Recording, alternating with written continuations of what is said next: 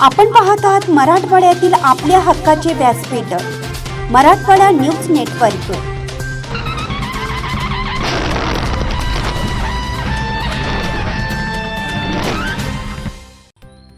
Operation सिंदूरच्या सन्मानार्थ सोयगाव शहरात तिरंगा रॅली।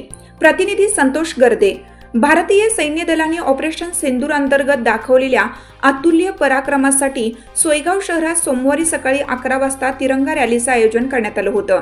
यामध्ये मोठ्या संख्येने नागरिकांनी सहभाग नोंदवला। शहरातील गजानन महाराज मंदिरापासून सुरुवात झाली।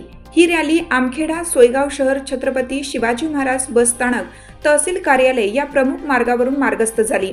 त्यानंतर गजानन महाराज मंदिराजवळ रॅलीचा समारोप करण्यात आला।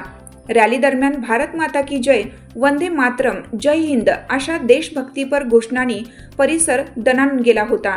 तिरंगी झेंडे व भारतीय सैन्याच्या पराक्रमाचे दर्शन घडवणारे मुख्य आकर्षण ठरले।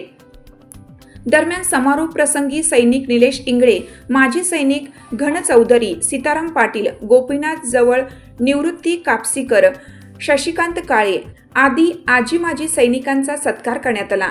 यावेळी सुरेश बनकर, ज्ञानेश्वर मोठे, संजय पाटील, पुष्पा काळे, सुनील गवांडे, योगेश पाटील, जयप्रकाश चव्हाण, वसंत बनकर, संजीवनी सोनवणे, वंदनाताई पाटील, नंदाताई राहुल राठोड, आनंदा इंगळे, राजू राजपूत, सुरेश राजपूत, अरुण सोहनी, संजय चौधरी, विशाल गोसावी, दगडू आस्वार, अनिस तडवी, दिलीप पाटील, निलेश नागपुरे, मोतीलाल वाघ आदींसह अनेकांची उपस्थिती होती।